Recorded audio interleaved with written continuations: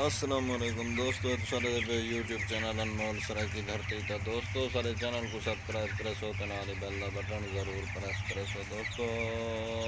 सारे चैनल को सब्सक्राइब भी कोई नहीं करना दे दी कोई नहीं भी आजकल पता नहीं क्यों। चलो वहाँ या शाकिर दुनिया कितने कायम है पता नहीं कितने कायम है, ये तो मैं आपको नहीं पता। चलो रांडे भी में कायम है, अल्लाह सोना कायम रखी पैसे पे ठीक है।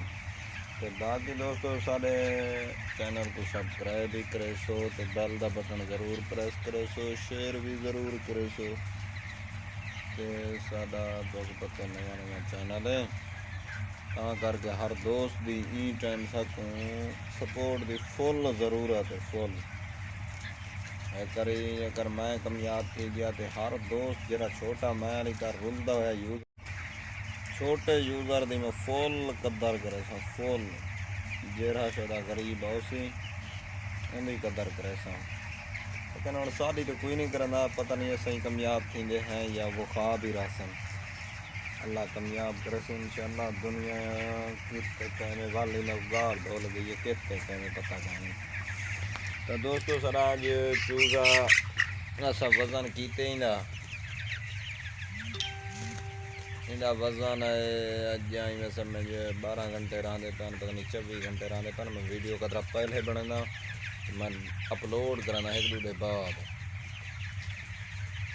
रोज़ाना की वीडियो कहनी होंगी। वो कहीं कहीं मिस थी वे ना बनन वीडियो तो एक खन वीडियो मेरी एमरजेंसी खड़ी रही है। तो दोस्तों तुस अज दसा तो वजन मेरे चूजे का है साढ़े का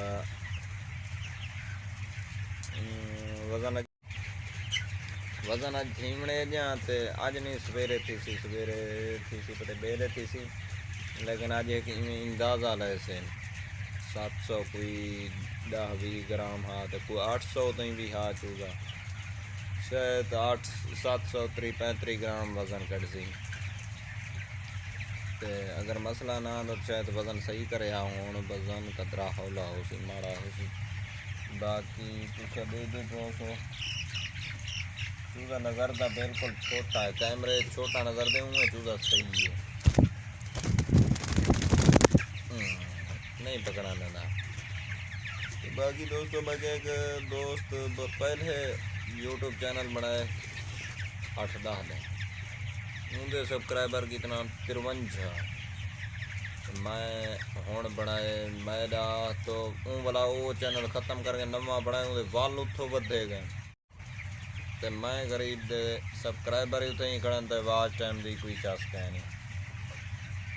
चलो ये नसीब हो सी तो सही वन निकल सो ना हो सी तो दिख के नसीब दे खान। तो बाकी दोस्तों सारे चूज़े जरा मसला पहले आना यही तो दस्या हसे एक पहले टाक्सन है वो रुक गया और रुकिया नहीं वाल गंबोरो आई है गंबोरो रुकी है तो भला टाक्सन भी मठा थी गई।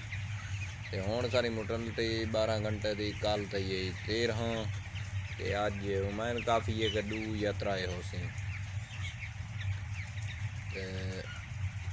तुसा दुआ ही करे सो तो नाल सारी वीडियो देख सो ही सही, सारे चैनल को सब्सक्राइब करे सो।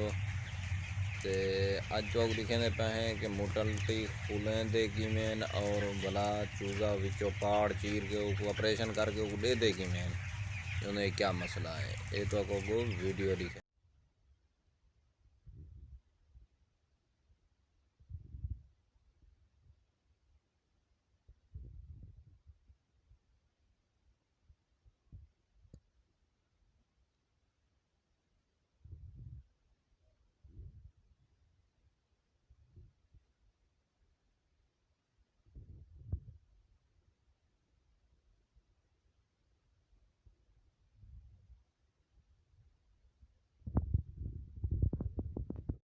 दोस्तों आज की वीडियो देख रहे हैं ख़त्म तो नेक्स्ट वीडियो तक खुदा हाफिज़। दोस्तों मेरे चैनल को सब्सक्राइब जरूर कर ले सो करिए आखिरी टाइम भी होगा लाइक शेयर भी ज़रूर करें सो मेहरबानी।